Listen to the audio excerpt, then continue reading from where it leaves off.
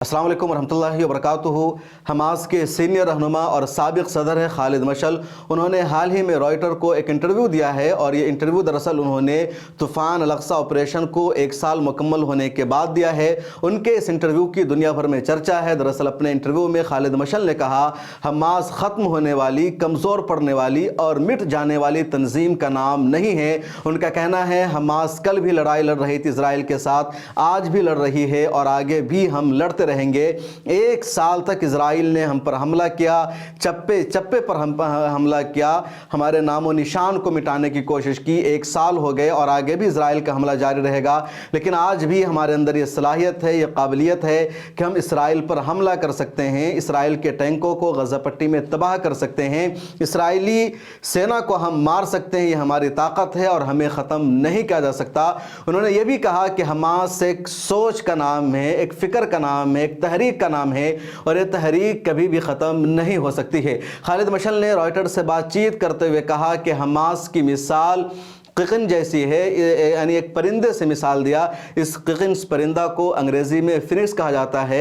दरअसल ये परिंदा जलकर राख हो जाता है और फिर इसी की राख से एक नया परिंदा जन्म लेता है, वजूद में आता है। तो खालिद मशअल का कहना था कि हमास की हैसियत फिनिक्स जैसी है, हमास ख़त्म हो जाती है और फिर उसी के मलबा से, उसी के राख से नई हमास पैदा होगी, नए लोग पैदा होंगे। हम कभी ख़त्म नहीं हो सकते हैं, जिस तरह फिनिक्स ख़त्म नहीं हो सकता। आप अपने स्क्रीन पर इस परिंदा को देख सकते हैं कि किस तरह का यह परिंदा है। कहा जाता है कि इस परिंदे की मिसाल यह है कि परिंदा जलकर राख हो जाता है और फिर इसी की राख से एक नया परिंदा वजूद में आता है। अब ये बात कुछ लोग इसको फर्जी मानते हैं, कुछ लोग कहते हैं हकीकत में ऐसा होता है। खालिद मशअल ने इसी परिंदे से हमास की मिसाल दी और उन्होंने रॉयटर्स से बातचीत करते हुए आगे कहा कि 1 साल तक हम पर हमला जारी रहा, आगे भी हमला होता रहेगा, लेकिन हम ख़त्म नहीं हुए, बल्कि आज भी हमारे पास मिसाइल हैं, आज भी हमारे पास हथियार है।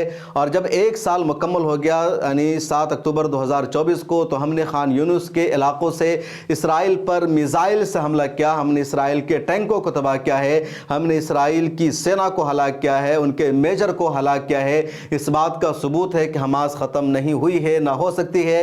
हम आज भी जवानों को हमास में भर्ती कर रहे हैं, उनको अपने साथ जोड़ रहे हैं, उनको हम ट्रेन कर रहे हैं और वो इसराइल पर हमला करते रहेंगे। खालिद मशअल ने यह भी कहा कि जो लोग ये समझते हैं कि हमास ख़त्म हो जाएगी, हमारा फ़ौजी इंफ्रास्ट्रक्चर तबाह हो जाएगा, वो एक ऐसा ख्वाब देख रहे हैं जिसकी कोई ताबीर नहीं है, या फिर उनको हमारी ताकत का अंदाज़ा नहीं है। खालिद मशअल ने यह भी कहा कि हमास को पहले भी ख़त्म करने की कोशिश की गई, लेकिन ये कोशिश कामयाब नहीं हो सकी और पिछले 75 सालों में जो इजराइल की तारीख़ है, हमने सबसे ताकतवर हमला 7 अक्टूबर 2023 को किया था।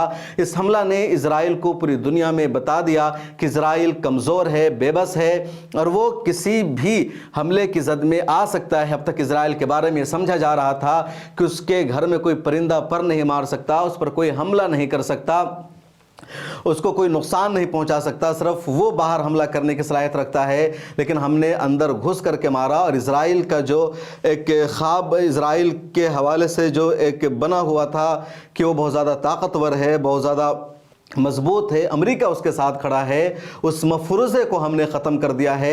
ये हमारी कामयाबी है। और जब खालिद मशअल का ये इंटरव्यू आता है तो अल-फतह की तरफ से फ़ौरन रिएक्शन सामने आता है और कहा जाता है कि हमास ने अपने लोगों को मार करके ईरान के साथ समझौता कर लिया है, नुकसान पहुंचाया जा रहा है।